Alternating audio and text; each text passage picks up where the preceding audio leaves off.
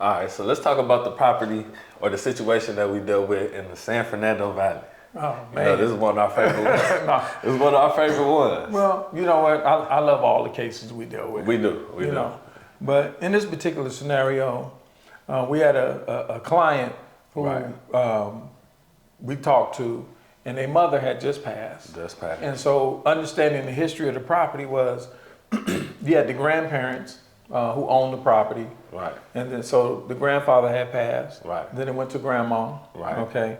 And then after grandma didn't leave anything. Right. Okay, in writing. She did. And so she had children. Right. Okay, and naturally she had about 4 children. Right. That's alive that I know of. And then of course, you know, when someone leaves a property, okay, and they don't leave anything. Right. They don't put the property into a trust. They don't leave anything in writing. Naturally, they're assuming that the property is just going to go to their children. Right. A lot of parents don't understand this that own homes, Right. especially that's from the senior generation. Right. A lot of your grandparents, my parents, Right. basically they understood that they needed to own real estate. Right. But they didn't understand that they needed to put the property into a trust to properly transfer the property Right. if something was to happen to them. Right. Okay, and that's where you have a lot of situations out here where they pass on and they just think the house automatically goes to the children. And that's not the case. Right. Okay, so now we have a situation where we got nothing in writing. We know that the house is not in the trust, and we have 4 siblings. Right. And of course, you know, if you have 4, you know, 1 is going to be a little different than the rest of them. Maybe 2. Maybe 2. So now you have a situation where you have this struggle within the family, this conflict. Family tension. Right, it's tension.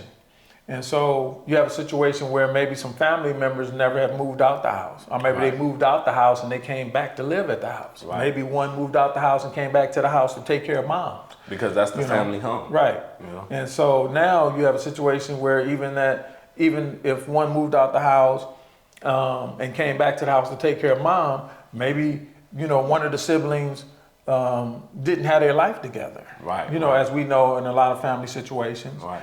And maybe the children, you know, was raised by grandma. Right. Right. You know, and grandma had to raise those kids because, you know, that one sibling is kind of out there. Let's put it that way. Kind of out there, or you know, you never know what on hard times. You know, because we all fall on hard times. Yeah. You know? Well, either way. Right. You know, and so they're not there to raise their children. Right. Okay. So now you have children, which is grandchildren. Right. That is used to living there, so that's home to them. Right. Then you have the children who was raised in the home, that was home to them. Right. Okay. So one of the siblings is not there because, you know, maybe hard times, and her children was there, or his children is there. Right. And then you got another sibling who was there, took care of mom, and know that the children is there, and she have her children. And then you have, you know, some brothers who was there, but they was kind of in and out. Right. Right. And so now you have a situation, what are we going to do? Who's going to do what? Right. Because if the house was owned free and clear, I guarantee you this, nothing would have been done at this point. For sure. You know? But things had to be done, and they had to make moves because what? They had a reverse mortgage. Your favorite thing. It's not my favorite thing. No, but it just tells you that there's a lot of people who have a reverse mortgage. Right. And don't get me wrong. There's nothing wrong with it. I believe in a reverse mortgage. I believe in a reverse mortgage because it helps parents or you might as well say seniors. Because you can't get a reverse mortgage unless you're considered a senior. Right. And so at age 62, I guess you're being considered a senior. I'm fastly approaching that. But anyway, once you're considered a senior, you're now eligible for this reverse mortgage. Okay. And since, you know, a lot of people have worked all their life, the retirement system or the retirement is not what it was cracked up to be. They don't have enough money as far as retirement. Social Security is not enough to live off of. It was never meant for you to live off of, but just to give you additional income. So once you start understanding those factors, you have Social Security, and then maybe you have a small pension. Right. If you worked, and then this is another misnomer when you get to Social Security. They think that if one person passed away with the Social Security, say for instance, you were married and your spouse passed away. Okay. You may be collecting Social Security, maybe your spouse was getting Social Security. Now you think you're gonna get his Social Security or her Social Security. Okay. That is not the case. Okay. You know the government is not playing it that way. You have a choice to make. Either you're gonna get his Social Security or you're gonna get your Social Security. You're not gonna get both.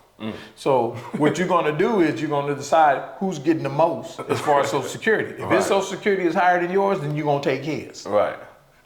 And if yours is higher than his, then you're gonna keep yours. Right. That's about the only choices only you're gonna have. So you're only gonna have one Social Security. You're not gonna get two. Right. That's a misnomer we need to get out there so people will understand that. Okay. They'll be like, oh, wait a minute. Wait. So now you understand, now you're living on one Social Security that's coming in, even though at one point you may have had two. Right. And if you worked, you have a maybe some type of 401k or maybe a pension. Right. But the old pensions may not be a lot. Right. Maybe they're getting $300-400 on a pension plan. It's almost like your granddad at one point. His pension was small. He had Social Security and he had pension. Yeah. And there was no way he could live, not in LA, off of that. No.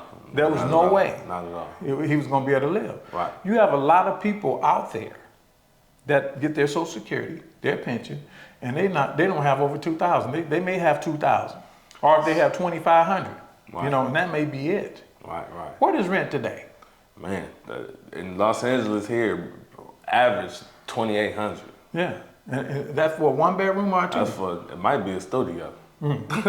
So you got to understand that a person who've owned their house and have worked all their life to pay down the balance on that house and have equity in their house, then it's time for them to take advantage of that. Because now you can eliminate that mortgage and all you have to do is pay property tax and insurance and a little maintenance and you can live your life. Right. You can Now, remodel the home, take that money out, remodel the home, go on vacations. Well, that's if you take a lump sum. It depends on how you want to do it. Or you can take it as far as monthly income. You can take monthly income, get a monthly check. Oh. If you have enough equity. It just all depends on what you owe. If you don't owe anything, then you're in great shape. Touch on that real for a second, because I was always under the impression that when you do a reverse mortgage, that it was a lump sum. But literally just now, I'm finding out that you can have a monthly. You can do combinations. You can take it out in a lump sum. You could take monthly, a stream of income, you know, where you get a monthly check. You do a combination of both. You get a little lump sum and a monthly check, you know. So it all depends on what you want to do, you know, as far as the reverse mortgage. It's there to help you improve your life, okay? And so now you kind of understand why people get reverse mortgages. First of all, they only have Social Security, which is not meant for you to live off of, never. Right. Then you may have a small pension. So that means they're struggling. A lot of seniors out here are struggling. Right. And so they may be forced to get a reverse mortgage in order to live because, you know, things are constantly doing what? Going up. Right. Especially in Los Angeles. I haven't seen things come down. I've seen things go up. That's it. You know, housing prices, food, everything. That's called inflation. Right. You know what I mean? So if things continue to go up and your income is fixed, like a lot of retirees are, you know, their income is fixed. Right. Then what do? Right. Your kids are trying to survive. Right. And then if your kids are not well off to where they can help you, maybe give you some income, you know, or help you out with the things that you need, then you have no choice, but you have to turn to something. Or you can sell your house. Right. Excuse me. You can sell your house and move in with one of your kids. I don't know how that's gonna work out. A lot of times, you know, a parent selling their house, moving in, you know, two women in a household don't typically get along. Right. You're moving into another woman's household. Maybe pops. That'll never work. Yeah, then you got pops coming into a household and you got two men in the household and everybody got their own ideas and that could become an issue. Right. It may not be an issue, but it could become an issue. It can. Most of the time. Yeah, it could become an issue, just understanding the dynamics of things. Right. And so now you look at a situation where this person took out a reverse in the case of our client. Right. Okay. So they had a reverse mortgage. They didn't leave nothing in writing. Right. And then they tried to improve the house with a special program. Got to watch out for these PACE and HERO programs. Okay. Because they come out and they say, well, we're going to replace all your windows. We're going to help you with flooring and all that stuff. And while it sounds like it's great and it's not going to cost you anything, you have to always remember, there's nothing free in this life. Right. Let me repeat that, because some people forget. There's nothing free in this life. You got to understand that. Right. So what happened? Instead of them making a monthly payment, the property tax go up. Oh my goodness. So they get hit with a nice property tax bill. What happened? Right. Well, guess what? That's not going down. Right. You know, so you have to make payments on that bill, or you have to make adjustments to get that paid. Right. Okay. And then also, you know, I'm going to add one more bill. Yeah. Then you try to improve the house and you get solar. And I'm not really speaking against solar, but I haven't really seen no great deals out there. Right. You know, some people think it's good, but even with the case we're working on, Right. they had solar on the house on top of that. So you got a reverse mortgage, solar, you did a special program. So now we got a lot of bills to pay off of. And then we're not even talking about the creditors. Right. Okay. You know, that's what I was because getting if you're to. going through probate, you need to find the creditors. Right. And so when you say creditors, you be like, who are you talking about? Well, did you get some money from Home Depot? Man. Did you get money from Macy's or whoever you were shopping? Right. They're old money. That money Right. it just don't disappear. Right. It just don't disappear. Right. They have rights to get their money. Right. Even though they have 1 year to claim it. They have 1 year. They have 1 year to claim it. So, you know, once they find out, when you open up a case in probate, it's publicized in the papers. And so, and it's your duty to contact the creditors, you know, as the administrator of the estate, and to also contact the prospective heirs. Right. Okay. And so you got to let everybody know what's going on here. Right. And you can allow or reject those creditors as well. If some creditors, you know, have bogus claims, but not like a Macy's or Home Depot, you know, who have the actual receipts, you can allow or reject these creditors' claims. Right. I can tell you this: if you owe Bank of America, a credit union or something like that, they gonna put their claim in, and it's gonna happen. Right. If you owe a car note and they find out that you're gone and you owe, you know, $5,000-6,000 or maybe $10,000 on the car, they don't want the car, they want the money. Right. You can believe that. So they're gonna come and they're gonna, you know, make claim for their money. So things along that you have to keep in mind. Right. You know, and then I know I had told you to hold off for a minute, but I'm just gonna reiterate. In this particular case, okay, you have a reverse mortgage. What does that mean? The balance is increasing every month. Right. Okay. We have a solar system that was added onto the house, and come to find out, I don't think that this decedent even knew the total cost of that solar system. The solar system was like, it blew my mind. It was like $72,000. And I don't know how that works in as being a good deal with saving electricity, and I'm paying this company, and then how much electricity am I really saving? I don't know. You know, you really have to look at that and analyze it. It could be a savings, it may not be. Right. I mean, where I live, it ain't no savings. Where you live, it might be a savings. I don't know. Right. And then you have a situation where you owe creditors. Right. And so you reverse, solar, creditors, and then we got the special program where you improve the house on top of that. Right. So there's bills to be paid. Right. So now we're worried about how much money is left. Right. And remember, each month that we go, the reverse mortgage is doing what? Increasing. It's increasing. And don't get me wrong. As the months go on. Yeah. And that solar bill is actually kind of increasing too, because no payments being made on it. Right. So don't think they're not adding them payments in that are due. You know, and the creditors, when they put in their claim, there's interest due on that. Right. So everybody's bills is going up. And the best thing to do as an administrator or as a personal representative of an estate, once you receive the letters, send out those creditors' claims right away, because the sooner you send them out, they only have 4 months to respond. If they don't respond in that 4 months time frame, then those creditors' claims may get rejected by the courts. Is it 4? Yeah, 4 Oh, months. I thought it was a year. No, 4 months. They got 4 months. Once you send out those notices. Yeah, I know. So as soon as you as soon as you get those letters, send out those notices right away, because you might get those claims rejected in that 4 months if they don't respond in a timely manner.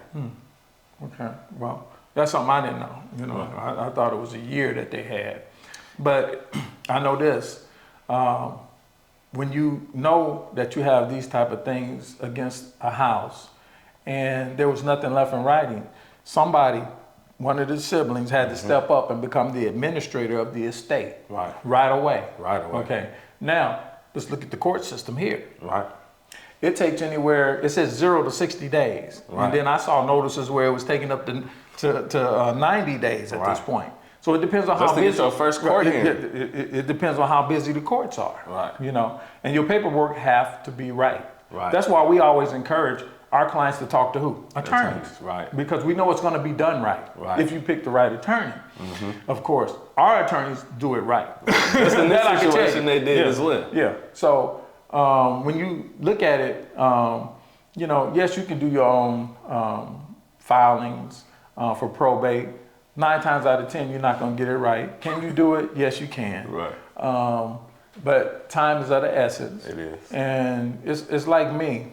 I think I can change the brakes on my car, but do I want to? Right. And if I go to a mechanic shop, it may take him an hour to change it. Right. It may take me all day to change my brakes because I got to make sure they're right.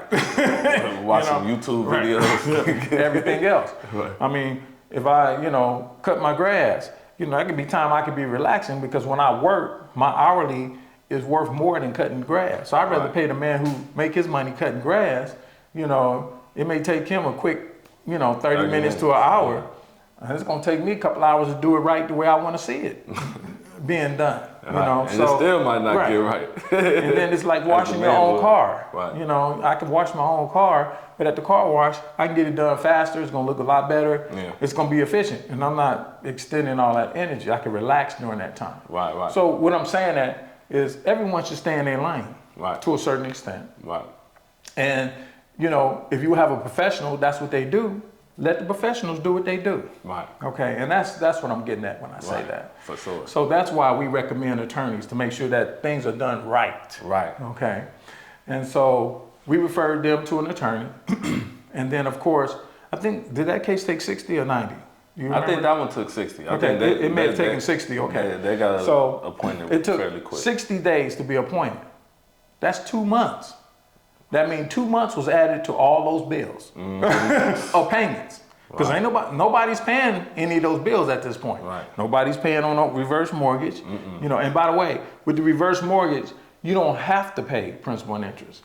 If you want, you still can pay the interest to keep the principal from increasing. Right. You know, you can stabilize and keep the principal at one level by just simply paying the interest on that money that you're renting or that they've loaned you. Right.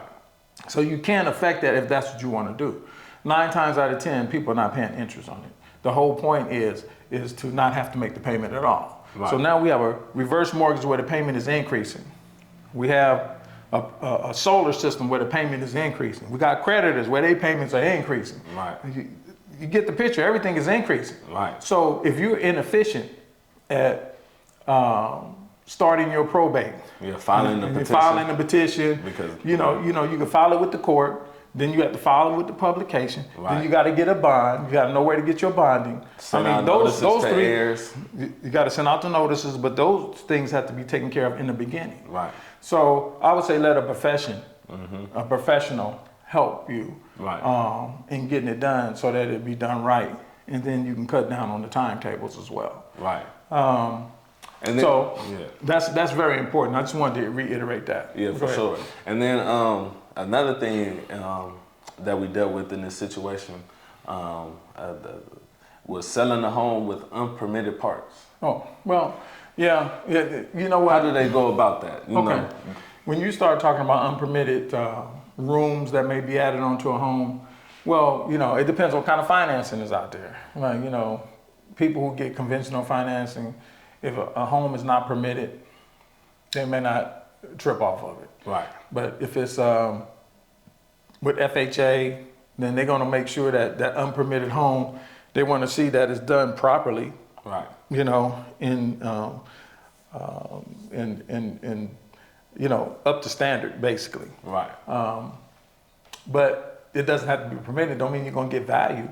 But, you know, like with governmental loans, you can't have peeling paint, broken glass, and all that type of stuff. Right, right. You may be able to get away with that with some of the conventional programs, but you won't get away with that with the FHA programs. Right. So categorically, it depends on where your house is at. Right. Are you more or less, when you sell, are you going to attract somebody who's going to be an FHA buyer, Right. a governmental buyer with low down payment? Or are you going to be, you know, attracting someone who's going to be able to put a nice sum down to buy the property? Right. It makes a difference. Right. You know, it For sure. definitely affects the process. Okay. When it's The other side, but the other side of it is this. You know, a lot of people want to hold the realtor, you know, beholden to the square footage of a place. Right. You know, and you know, you can't really hold them accountable unless they out there running their mouth saying that they guarantee, this is the square footage and so forth. We have a disclosure where we sign off and say this is from public information. That's all we have. We're not out there measuring homes to guarantee any kind of square footage. You know, so if the home seems to be larger or smaller, you know, that's typically on the buyer. Right. To figure that part out. Okay. So it's important to understand that, but it's important to disclose that this room is not permitted because you know that fact. Right. That's good for buyers to do their due diligence, you know, or the buyer's agents, you know, do your due diligence. Yeah. But so when you start getting back to this particular client, you can start talking about, we kind of talked about the family tension. Right. So one brother decided to stand up and be the administrator. Right. So he's the administrator of the estate. And then you had the other siblings who don't necessarily get along with him that well. Right. And so there's tension. Right. Including the grandchildren too. They don't get along with them as well. He don't live at the house with them. Right. And so they looking at it, you know, as their home. You know, maybe the auntie that lives there to help moms out is looking at it as her home as well. And it's the home that they grew up in. They can't help it. Right. You know? Right. So it's kind of like the family. It's just the family home that everyone can kind of go to if you're in trouble or if anything happens. Yeah. Well, if you take that away, that no longer exists. Right. Okay. And now everybody has to stand up on their own feet. Right. Okay. You know, because sometimes people do take advantage of those situations. Right. Maybe they're not as motivated. Right. You know, but then they have to become motivated, because if it's a situation where, you know, like all these bills is on this place and has to be sold. Then everybody has to start making plans. Right. This is no longer going to be the family home. Right. Unless it's gonna be family members step up to get the home. Right. Okay. For sure. And in this particular case, I can say I was happy because we did have some family members who stepped up to say that, listen, we're gonna buy this home. This home is gonna stay in the family. Right. I highly recommend that. Right. Always. Right. Because anytime you can keep a piece of real estate in the family, that's what you want to do. Right. You know, because rent is skyrocketing. Right. That's what we all have to realize. Housing, as far as ownership, is dropping. Okay. I don't know if you know that these major corporations are coming out buying up housing because they want to make everybody renters. Okay. Right. They're saying that, okay, you can't come up with the down payment, but you can pay the rent. So we're going to buy the houses, and then you'll pay the rent, and then you'll pay our mortgage down. That's basically what's occurring. Right. You know, when you buy a home, you're paying that mortgage down. Once you pay it to zero, you don't have no mortgage anymore. It goes to zero. Right. You know, the benefit of buying a home is, like I had said once before when we spoke, you know, whether you rent or whether you buy, you pay for the space you occupy. Right. That's very important to understand. Right. Okay. If you're renting, the rent is what you're subjected to it going up. Right. Okay. If you're buying a home with a mortgage, you could lock in when you buy, and that mortgage payment will stay the same from that point on. Right. You know, so that makes a big difference. For you know, so a little bit of pain in the beginning is great in the end. I can tell you that now. No, for sure. Whereas people, you know, they really don't understand that. Yeah, you know, it's almost like when I bought my house when y'all was born, when you and your sister was born. I paid like 200. Right. And the house is 1.1, 1.2 today. Yeah.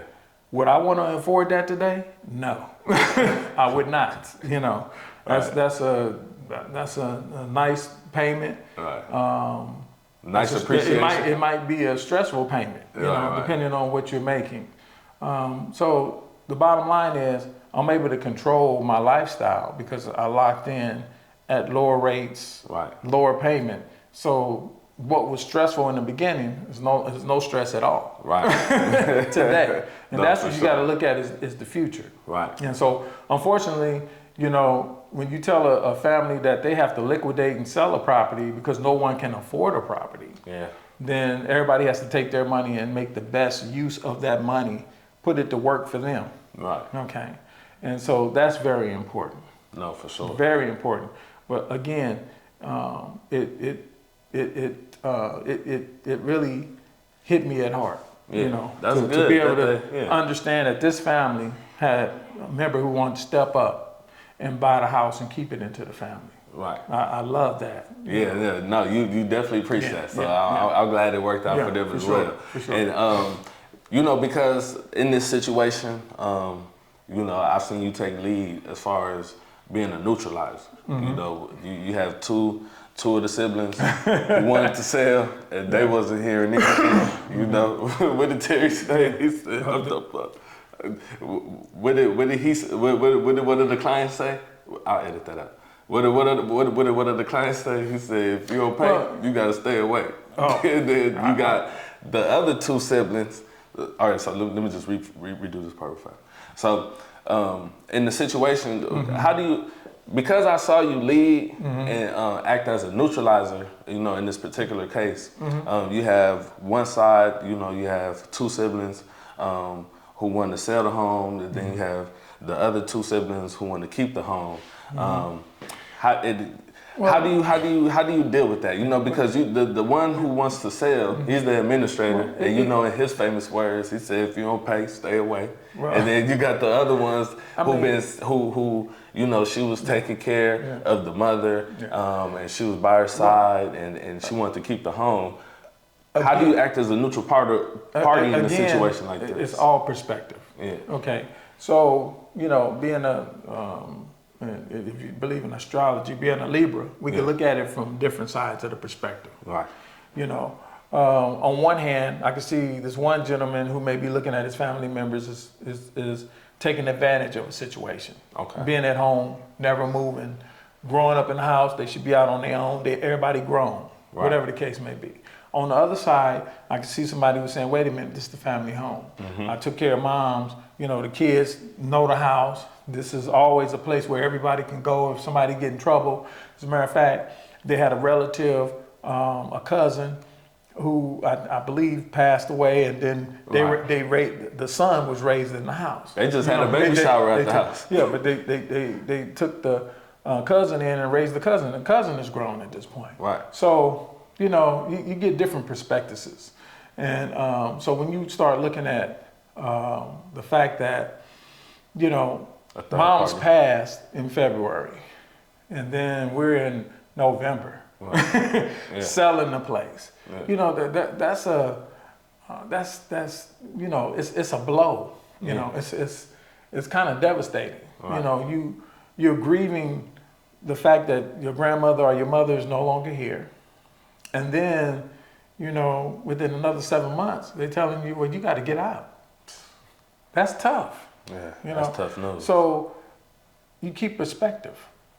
Keep perspective on what's going on here. I like that. I got to look at their perspective. I got to look at the other one's perspective, and I understand. So I have to let everybody know. Say, look, this keep this clear. Okay, I'm not here. I'm not on no one side. Mm-hmm. I'm here to provide a service. Okay. I'm here to provide a service. Unfortunately, this house is not owned free and clear. Unfortunately, there is a reverse mortgage on this place. Right. Which means that the balance is going up every month. Crazy. Nobody is making payments. Right. Unfortunately, the reverse mortgage company is now due their money because their borrower is no longer here. Right. Okay. So they're going to give the estate time to get themselves together, Right. so that they can either sell or refinance or do whatever they have to do to pay them their money. Right. Okay. It's unfortunate that there's a solar system on the house that was extremely high, in my opinion. Right. Okay. And they have to resolve that, because that becomes a cost to the estate. Because you can imagine if a solar system was put on the house and it's like 70